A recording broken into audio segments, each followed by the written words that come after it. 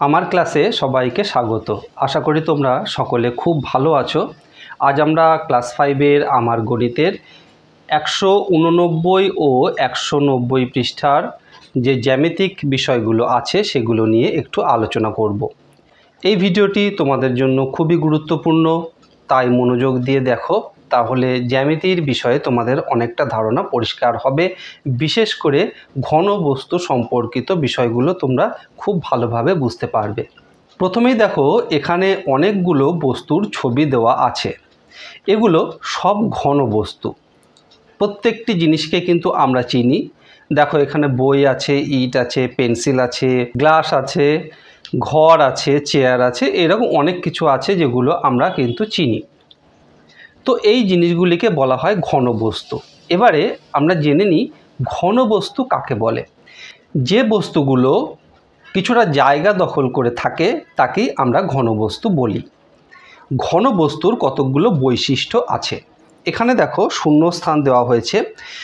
ঘনবস্তু ত্রিমাত্রিক। ত্রিমাত্রিক বিষয়টি কি?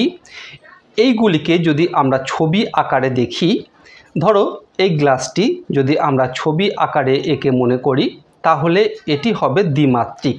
কারণ এর দৈর্ঘ্য প্রস্থ থাকবে কিন্তু উচ্চতা থাকবে না, একটি মাত্রা কম থাকবে।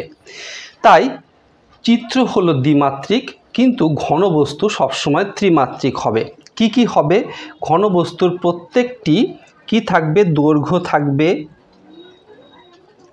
আর কি থাকবে? প্রস্থ থাকবে, আর কি থাকবে? উচ্চতা থাকবে। এই তিনটি মাত্রা কিন্তু ঘনবস্তুর থাকতেই হবে।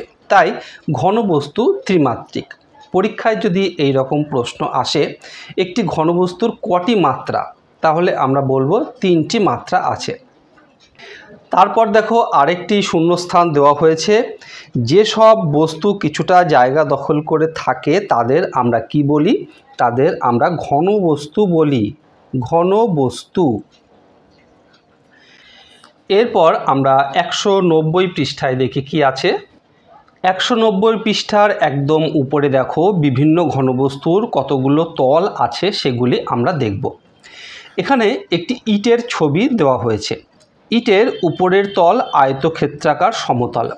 দেখো, এটি একটি আয়তকার এবং এটি সমতল, তাই বলা হয়েছে আয়তক্ষেত্রাকার সমতল। ইটের এই রকম কতগুলি তল আছে। এখানে আমরা একটি পেন্সিল বক্স নিয়েছি।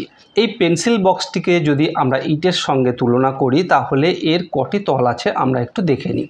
দেখো, উপরে একটি তল আর এর নিচে আরেকটি তল আছে, দুটি। আর এর চারপাশে 4টি তল, 1 2 3 4, 4টি তল আছে।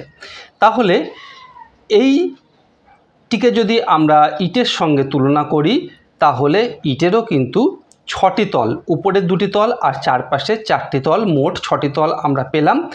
এই পেন্সিল বক্সের ইটেরও আমরা 6টি তল পাব।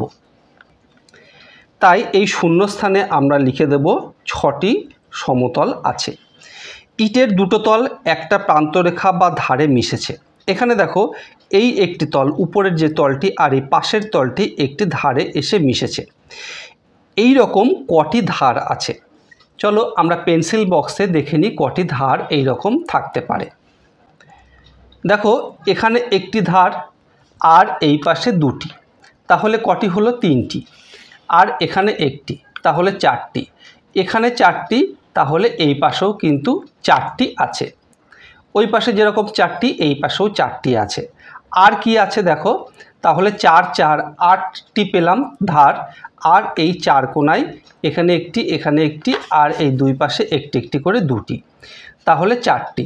আমরা তাহলে কতগুলো ধার পেলাম? 4, এই পাশে 4টি, ওই পাশে 4টি, 8টি, আর এই 4 কোণায় 4টি, তাহলে 12টি আমরা এই রকম ধার পেলাম, যেখানে সমতলগুলো এসে মিলেছে।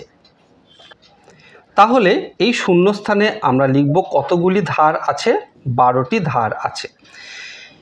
ইটের তলগুলো উঁচু নিচু নয়, তাই এগুলোকে কি বলবো? সমতল বলবো। আমরা সমতল বলবো। উঁচু নিচু হলে সমতল বলতে পারতাম না, যেহেতু সমান তাই সমতল। কিন্তু ভাঙা পাথরের উপরিতল উঁচু নিচু, তাই এই তলগুলি কি তল? বক্রতল। তাহলে এখানে আমরা আরও দুটো জিনিস জানতে পারলাম সমতল এবং বক্রতল সম্বন্ধে। এবারে দেখো আরেকটি শূন্যস্থানে বলা হয়েছে ইটের একটি আয়তকার তলের কটি শীর্ষবিন্দু আছে। এই ইটটিকে যদি আমরা লক্ষ্য করি তাহলে এই যে উপরে যে আয়তকার তলটি আছে এর কটি শীর্ষবিন্দু আছে। দেখো 1 2 3 4 চারটি শীর্ষবিন্দু আছে, তাই আমরা এখানে লিখব 4টি শীর্ষবিন্দু আছে।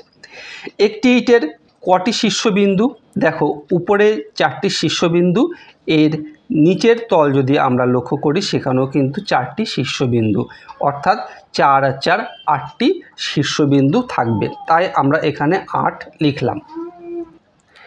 এবারে দেখো একটি ছক দেওয়া হয়েছে নিজে করি অংশে। উদাহরণ হিসেবে দেওয়া হয়েছে বই আর বাক্স। তলের সংখ্যা কত আমরা আগেই লক্ষ্য করেছি যে বই বা ইট যদি আমরা নিই তাহলে তার তলের সংখ্যা কটি? 6টি। তলের ধরন সমতল, সমতল লিখলাম। প্রান্তরেখার সংখ্যা কটি? প্রান্তরেখার সংখ্যা 12টি। আর শীর্ষবিন্দুর সংখ্যা কটি? শীর্ষবিন্দুর সংখ্যা 8টি। তারপর দেখো ইটের প্রতিটি তল আয়তকার ও তলগুলো তার পাশের তলের সঙ্গে সমকোণে নত থাকে। সমকোণ সম্বন্ধে তোমরা আগের ভিডিওতে জেনেছো সমকোণ কাকে বলে।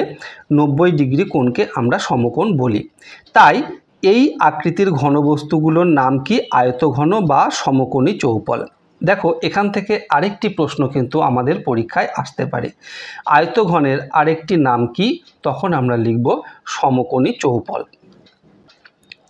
এবারে দেখো বিভিন্ন আয়তঘনের উদাহরণ এখানে চাওয়া হয়েছে। উদাহরণ আমরা কি লিখতে পারি? ইট লিখতে পারি, আর কি লিখতে পারি? বই লিখতে পারি, পেন্সিল বক্স লিখতে পারি, বা শুধু বাক্সও লিখলে হবে। এগুলো সবই কিন্তু আয়তঘনের উদাহরণ। তারপর আমাদের ঘনকের উদাহরণ দেওয়া হয়েছে। ঘনকের উদাহরণ কি? এখানে দেখো একটি লুডোর ছক্কা আছে। এই লুডোর ছক্কা একটি ঘনকের উদাহরণ। আয়তঘনের ক্ষেত্রে আমরা দেখেছিলাম যে উপরের তলগুলো আয়তকার হবে, কিন্তু যদি আয়তকারের বদলে বর্গাকার হয় উপরের তলগুলো তাহলে তাকে আমরা কি বলবো? ঘনক বলবো। তো লুডোর ছক্কার প্রতিটি তলই কিন্তু আয়তকার নয়, বর্গাকার, তাই এই লুডোর ছক্কাকে আমরা কি বলি? ঘনক বলি। এখানেও দেখো ঘনকের পাশাপাশি দুটো তল কত ডিগ্রি কোণে থাকে?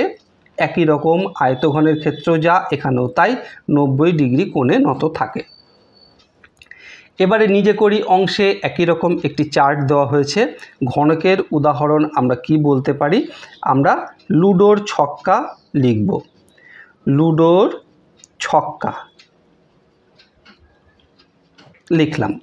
তলের সংখ্যা কটি? এখানেও তলের সংখ্যা 6টি। তারপরে ধার সংখ্যা কটি? ধার সংখ্যা এখানেও হবে 12টি। শীর্ষবিন্দুর সংখ্যা 8টি। আর তলের ধরন সমতল। আমাদের ছকটি পূরণ করা হয়ে গেল। তাহলে আমরা এই ভিডিওতে কি শিখলাম? ঘনক এবং আয়তঘন সম্বন্ধে অনেকগুলো তথ্য পেলাম। এর পরের ভিডিওতে আমরা বক্রতল সম্বন্ধে জানব এবং বক্রতল সম্পর্কিত কিছু ঘনবস্তুর বিষয়ে জানব, যেমন গোলক সম্বন্ধে জানব, চোঙ সম্বন্ধে জানব, শঙ্কু সম্বন্ধে জানব। এই রকম বেশ কতকগুলি ঘনবস্তুর বিষয়ে জানব। আশা করি এই ভিডিওতে তোমরা বিষয়গুলি খুব সুন্দরভাবে বুঝতে পেরেছো। ভিডিওটি ভালো লাগলে তোমার বন্ধুদের মধ্যে শেয়ার করে দিও, তাহলে তোমার বন্ধুরাও শিখতে পারবে। আর এই রকম ভিডিও আবারও পেতে চাইলে চ্যানেলটি অবশ্যই সাবস্ক্রাইব করে রেখো। খুব ভালো থেকো, দেখা হবে আবার পরের ভিডিওতে। ধন্যবাদ।